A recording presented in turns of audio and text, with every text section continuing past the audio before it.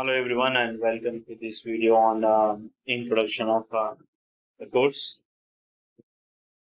8086 microprocessor, that is nothing but the course code is U18AC 506 microprocessor and microcontroller. Let me start having a slide to overview of the course and what are the contents and how the generation of microprocessor have been developed on it. So I will be concentrating much on microprocessor. At the last I will give you a small introduction to microcontroller. So what actually a microprocessor is? The question arises over here is that what is a microprocessor? What actually a microprocessor is? So microprocessor is an integrated circuit. What is meant by integrated circuit? We will come that one. Integrated circuit does serve as central processing unit. That is nothing but the CPU of a computer system. As you know that a computer system will have three major parts. We have studied in a KG. First one is an monitor. Second one is the CPU. And third one is the keyboard. You will be learning like this way. So out of this, the heart of the system is nothing but the CPU. So the CPU is built up, or the main part of your CPU is nothing but the microprocessor. Now, what actually microprocessor consists of? Microprocessor, how it is manufactured? It is manufactured with an integrated circuit. So, what is an integrated circuit? Integrated circuit. What is meant by an integrated circuit? Integrated circuit is nothing but it is a collection of all the, especially we say it as a transistors, to perform any specific operation. To perform some specific operation. That is an integrated circuit. So integration of all the components on one chip we say. So that is the microprocessor. So when you go for a microprocessor is a integrated circuit. Is an IC that serves as a CPU of a computer system with the So these microprocessors are responsible for executing different instructions, performing calculations, and controlling the flow of data within the computer. Now, these microprocessors nowadays have become an integral part of your everyday life. Whatever the day you are spending, you are with the microprocessors everywhere. So you are having a wide range of devices. All these devices are using the microprocessors. Let's like your smartphones are there as a microprocessor. The tablets are there, your cars are there, and any home appliances, you take a washing machine or refrigerator, anything that is being there within a microprocessor. Microprocessors are very, very widely used in day-to-day life. Coming to the history of microprocessor, how the microprocessor has been developed, where the microprocessor has been started up. So here the microprocessor, when you go back to 1970s, the first microprocessor was developed in 1970. It was developed by the corporation called as Intel Corporation, which is very much familiar to you, very well-known corporation. Till now it exists, and there they developed the first microprocessor by the series number. For each microprocessor, they have given different series numbers.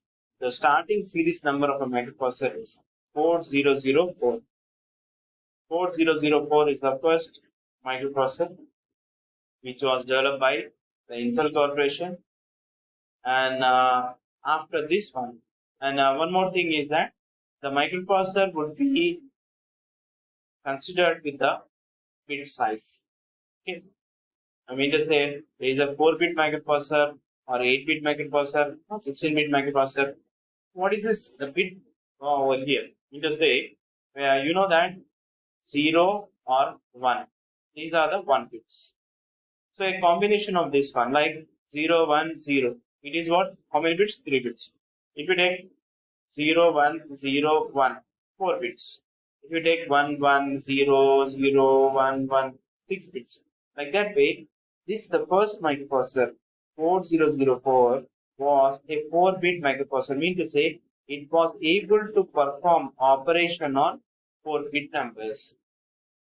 4-bit operations is well able to perform. 4-bit addition, 4-bit subtraction, like that way, it was an processor. So to pass on this data, 4-bit data, we require a data bus, we require a address bus, like that way it was there. And the clock frequency of the processor was 740 kilohertz. 740 kilohertz, you know that operating speed is equal to what? Frequency is equal to what? 1 by f is equal to time period. So the time period of each clock would be is equal to frequency is what? So 1 by 740. So if you take it at 1 kilohertz, it would be like 1 millisecond of clock period for each of this. This was the starting days. So like that way, it has been 7 kilohertz. It is nothing but 1 microsecond out there. So it was been enhanced roughly nearly about 1 microsecond. Now it has been enhanced and in like this way. Then after the 4-bit microprocessor, it has been enhanced to a 8-bit microprocessor called as 8008. It is an 8-bit microprocessor. 8088, 8008 is 8-bit microprocessor. And it has a little bit of improvement when compared to 4004, which is the initial processor. Then after this one, a change of microprocessor was done again and developed an 8080, which is still an 8-bit microprocessor, but instruction and some more functionality was improved into that one. And all this were the microprocessor which are developed by the Intel Corporation only. And as the microprocessors were gaining the popularity, they gave up using in personal computers and all those one. They came up with one more microprocessor like Altair has introduced a microprocessor 8800. This is the first personal computer. And in 1978, Intel, we are jumping directly to 8086 because we doesn't want much on the history of Microsoft. In 1978, Intel started or it has developed a microprocessor called as 8086. And this microprocessor is a 16-bit microprocessor. Okay.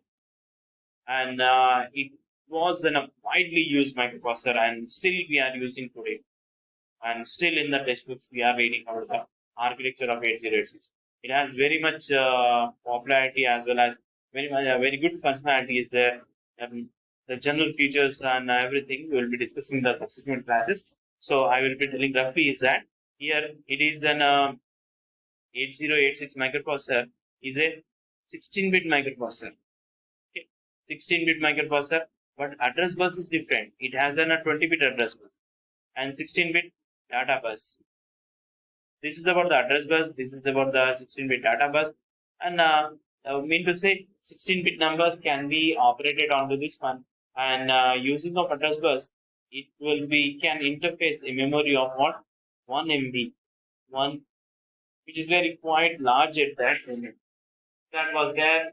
And in 1980s, the rapid developments have been occurred and different organizations, different companies came to existence and in the market, and they released their own microprocessors by reading out the 8086, like Motorola, Zilog, AMD, entered into the market, which are being listed over here.